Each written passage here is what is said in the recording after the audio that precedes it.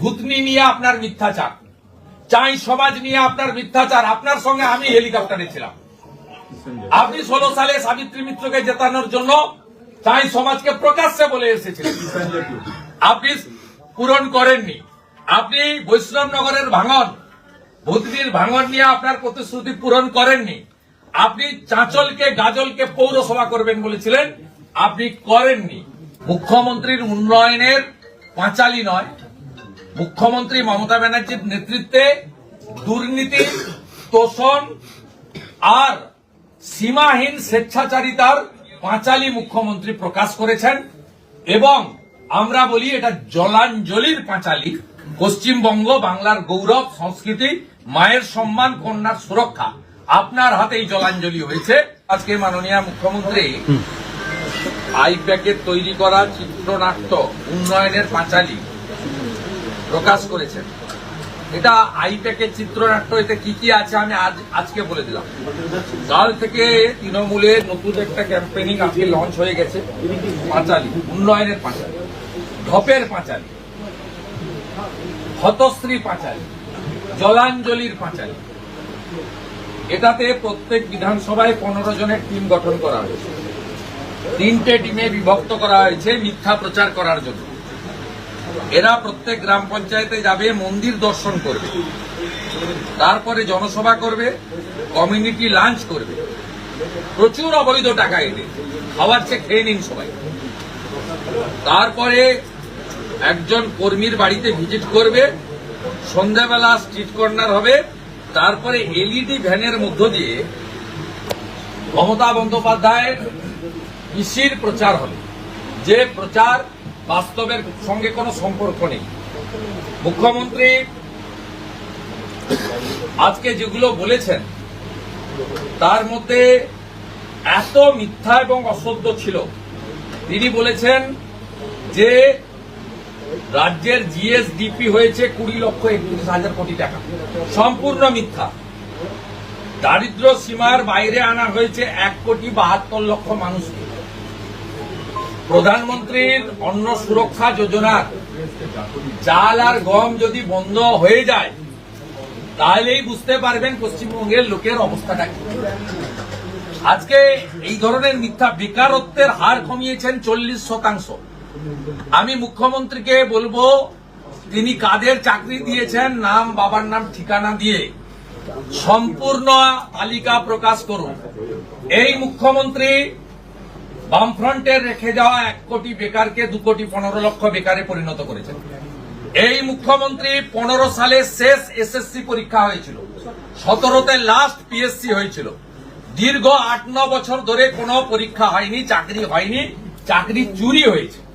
যে মুখ্যমন্ত্রী ডবল চাকরি দিবে বলেছিল, সেই মুখ্যমন্ত্রীর আমলে 4 ডবল চাকরি চলে গেছে লোকেদের, এটা সবাই দেখেছে।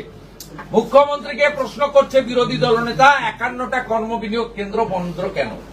মুখ্যমন্ত্রীকে প্রশ্ন করছে বিরোধী দলনেতা, যুবশ্রীর কি হলো? এমপ্লয়মেন্ট ব্যাংক 1500 টাকা করে বেকার ভাতা আপনি বন্ধ করে দিয়েছেন, আপনি কাউকে পাননি। আপনি বলেছেন কৃষিক্ষেত্রের উন্নয়ন হয়েছে 9.16 গুণ। আপনাকে বলতে হবে সারের কালোবাজারি হয় কেন, ধান কেন কেনা হয় না। আপনি এবারে 15 কুইন্টাল ধান যেটা ক্রয় করার কথা কমিয়ে 10 কুইন্টাল করেছেন। আপনি কৃষকদের সর্বনাশ করছেন। প্রধানমন্ত্রী সব কৃষককে পিএম কিষাণ সম্মান নিধি দিতে চায়, 83 লক্ষ কৃষক পরিবার পাওয়ার যোগ্য।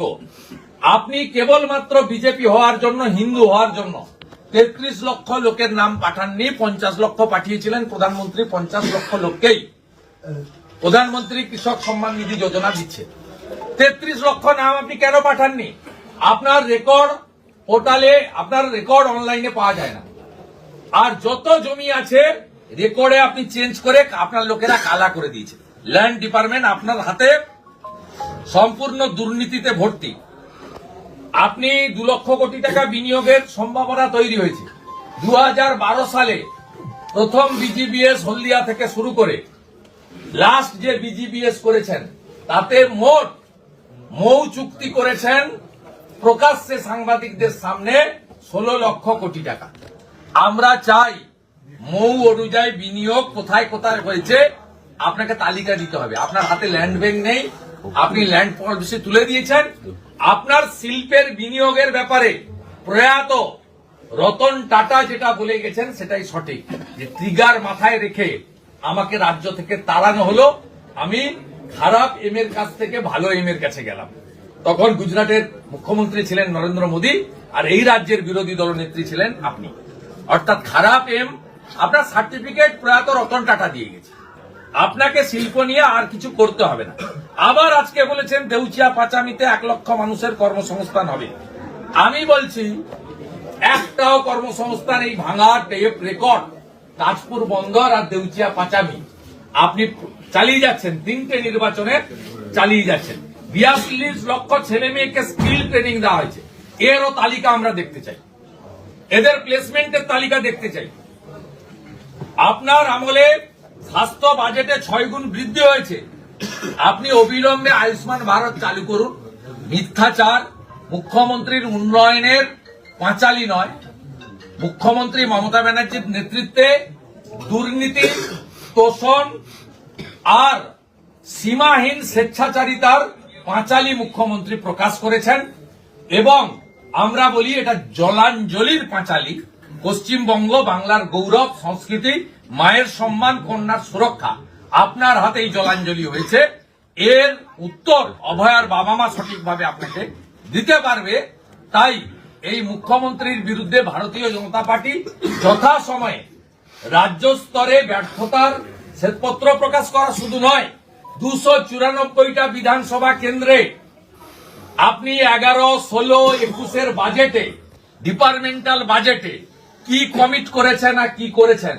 আমরা জানুয়ারি মাসে প্রতিটা বিধানসভাতে উপস্থিত হয়ে আপনার বিরুদ্ধে, আপনার নির্বাচিত এমএলএদের বিরুদ্ধে আমরা চার্জশিট দাখিল করি।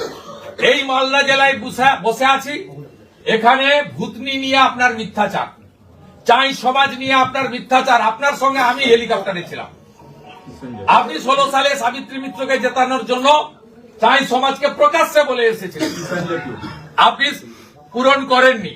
আপনি বৈষ্ণবনগরের ভাঙন, ভূতনির ভাঙন নিয়ে আপনার প্রতিশ্রুতি পূরণ করেননি। আপনি চাঁচলকে, গাজলকে পৌরসভা করবেন বলেছিলেন, আপনি করেননি। এই মালদা জেলাতে আপনি আম এবং লিচুর উপরে অনেকগুলো ফুড প্রসেসিং ইউনিটের কথা বলেছিলেন, আপনি করেননি। আপনি এই জেলার মানুষকে কর্মসংস্থান দিয়ে পরিযায়ী শ্রমিকদের ফিরিয়ে আনার কথা বলেছিলেন। এই জেলাতে আপনার আমলে কয়েক লক্ষ হিন্দু মুসলিম নির্বিশেষে যুবক পরিযায়ী শ্রমিক হয়ে অন্য রাজ্যে যেতে বাধ্য হয়েছে। তাদের যখন মৃতদেহ আসে লোকের চোখের জল পড়ে, আর আপনার ডিএম আর মন্ত্রীরা যায় 2 লক্ষ টাকার চেক আর ফুল নিয়ে তো খিঁচ মেরি ফটো